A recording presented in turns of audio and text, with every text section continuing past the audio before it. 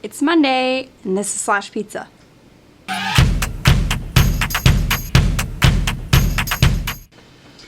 Hey everyone, and welcome back to another episode of Slash Pizza. I am, of course, Katie, and this week we're going to be talking about Diablo 3. So the very first thing that I want to do on this video is unbox this sucker. I have been waiting all week to open this up, and I was really good and I waited for you guys so that I could open this on camera and show you all everything that is in this crazy awesome looking box.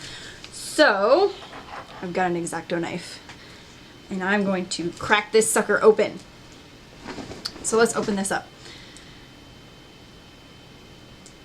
very, very carefully. It's like Christmas.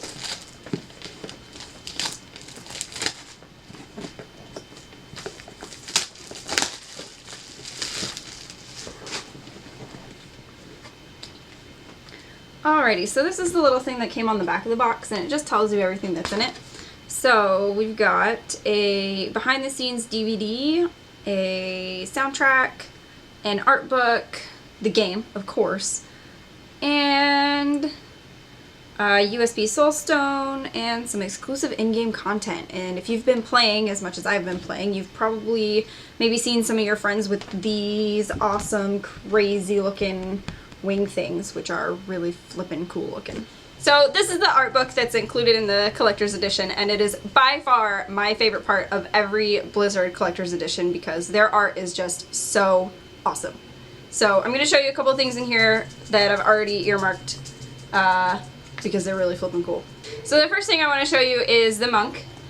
This is a really awesome picture of the monk. The monk is a class that I've been playing, and it's really awesome, and I will tell you more about how awesome it is later.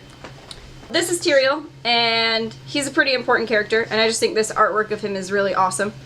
And he's a really influential character in the series, and I mean, check out those wings. They're pretty sexy. So these are some monk armor sets that are pretty sweet looking. I really like this one here in the center. I kind of hope that my monk starts to look like that because right now she looks pretty lame. And this one is pretty cool. This one over here in the corner is also really awesome, and it's also similar to the winner of the BlizzCon 2010 costume contest, who is a really good friend of mine, Christina Sims. She's pretty awesome, and maybe this will be her next monk cosplay. Who knows? I'm gonna have to tell her now that this is what she should do because it looks flippin' awesome. The last picture that I want to show off on the art book is this artwork of Diablo, and it looks pretty awesome. It's all red and scary looking, but the one thing I do notice is that Diablo looks kind of feminine. She's got some boobies up in there, which that's new. So the last thing I want to talk about from the collector set is this crazy awesome looking box. What's in the box? What's in the box, indeed. So what is in the box is this USB Soul Stone, which looks pretty cool. But the more important, more cool part is this Diablo head statue, which everyone and their brother is after. Even my guildmates in WoW have been asking where they can get a collector's box so that they can get this statue, because it's super cool looking. And the USB I actually like a lot more than the StarCraft 2 one. I think it's cooler looking. The StarCraft 2 one is kind of like bulky, and I don't really like it as much. So this is pretty sweet, and it fits in Diablo's head, which is also pretty sweet. So there's that.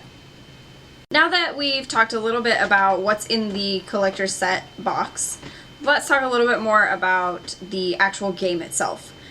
So the first thing that you see when you load up the game is pretty much a new Blizzard cinematic for Diablo 3.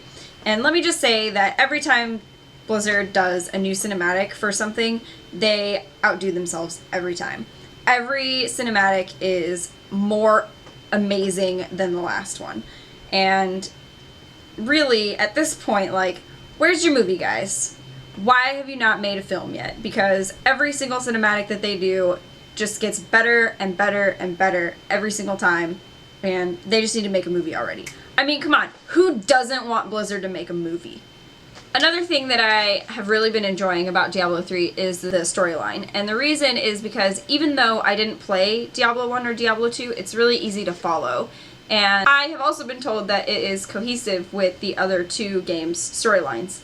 And there's also a lot of backstory for those of us who follow lore, like myself, to really get involved in and learn more about each of the characters. As I mentioned before, I've been playing a monk, and I've really been enjoying it so far because I have a lot of self-healing, which has really helped with fighting all of the massive hordes of demons that have been thrown at me so far.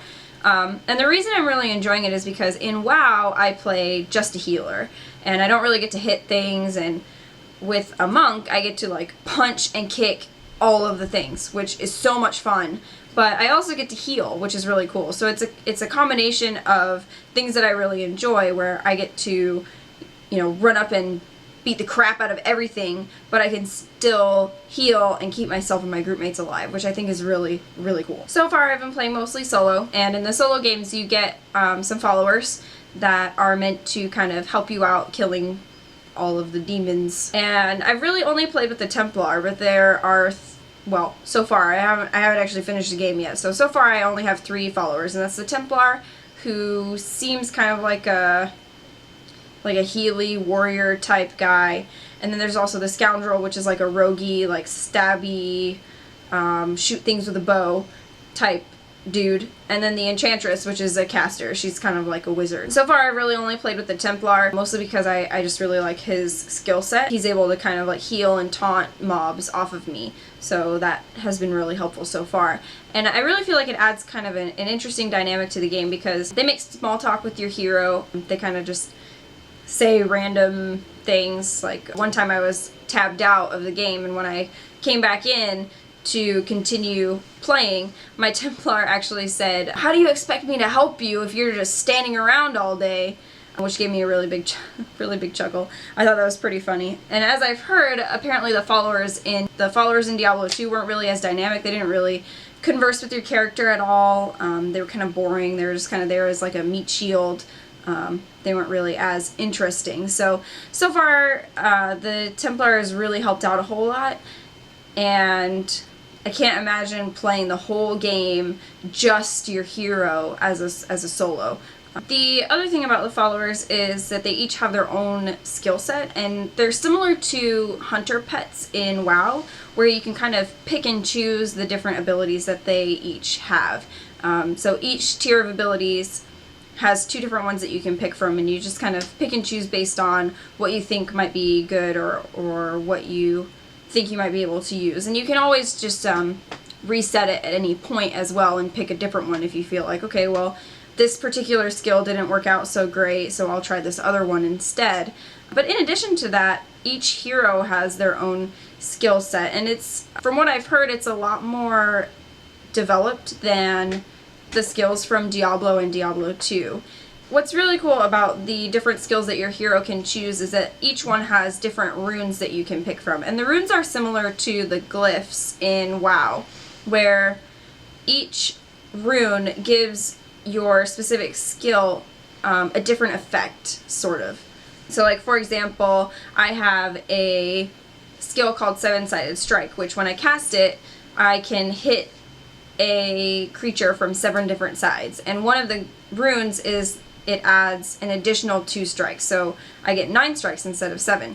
That's just one example. I have another one where I can absorb damage, but with this particular rune, when I cast the particular skill, it also heals me for a small amount before it starts absorbing damage, which is also pretty cool. In addition to the more developed skill set of each hero, there's also a new crafting system that's been implemented from Diablo 2, I guess. And the crafting system is pretty easy to understand. It's really simplistic. It's not very convoluted. It gives you something to do with all of the magic items that you pick up other than selling them. You can actually break them down into crafting materials, and then what you can do is make other gear for your hero out of these materials that you've broken down from other items that you maybe would not have used except for gold, which you're looting enough of anyway that you don't really need to sell these items, in my opinion.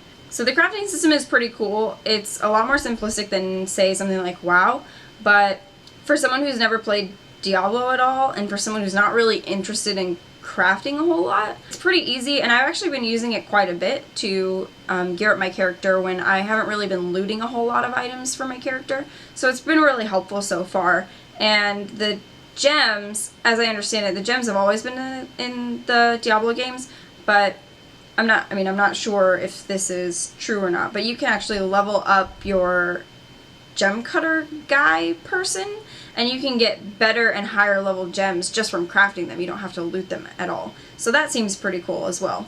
So with each new Diablo, the gameplay just keeps improving, and that's evident with the new skill system and the new crafting system.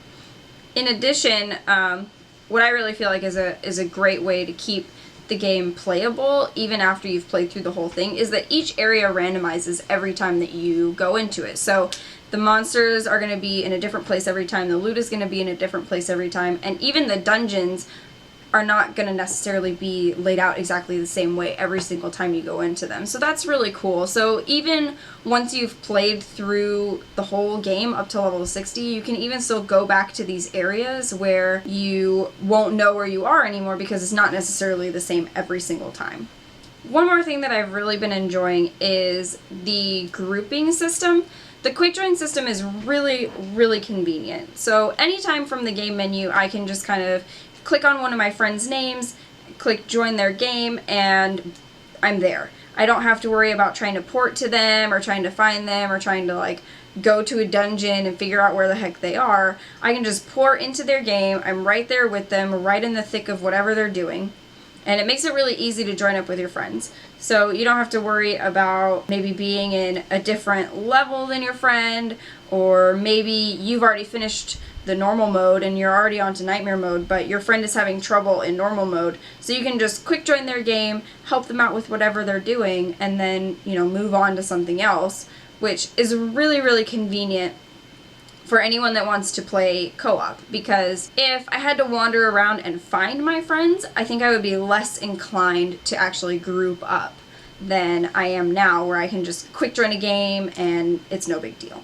The only thing about Diablo 3 that I've really not been enjoying is that I have to be connected to the internet to play even the single player game, which is kind of icky. I'm not really enjoying that aspect of it because my internet connection here tends to have lots of hiccups. So when I start to have a lot of lag on my internet connection, I also have a lot of lag in my single player game, which just seems a little bit bizarre to me. That's like the one negative thing I have to say about Diablo 3. Everything else is great except for that, which...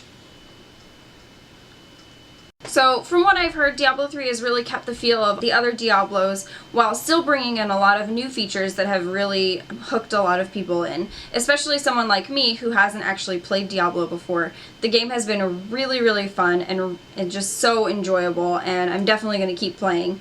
And I might even continue to play after I finish normal mode, even though at first I was just kind of like, okay, well, I played through normal mode and then I have to play through on nightmare mode and I'm going to just be doing the same thing over and over again. Like, that just seems really boring. But actually, now that I've been able to play for a little while, I'm actually kind of excited to get onto a harder difficulty and see all of the new armor and weapons and new creatures and different stuff. And just one last thing is that I heard that Diablo 3 may be going to console, which I think is a really cool thing because I have a couple of friends who really, really want to try out Diablo 3 because they've heard so many good things about it, but they just don't have a computer that can really run the game, and they're more console gamers anyway. So I really think that Blizzard could make a lot of money by putting Diablo 3 on a console game, and I don't see why it wouldn't translate very well. So if this is something that they're really actually planning on doing, I think that's a great idea, and I mean, even I would play it on my PlayStation if it was available. And now for the trivia question. I am going to keep it kind of thematic here and keep it in the same realm as Diablo 3. So my trivia question is, what boss appeared in both Diablo 1 and Diablo 3, but not Diablo 2? And if you just want to leave your answer in the comments below, I will contact you with your loot card if you get the answer correct. And don't Google it. That's all I have for this week, guys. Tune in next week. We're going to talk about Game of Thrones. I'll see you then. Bye.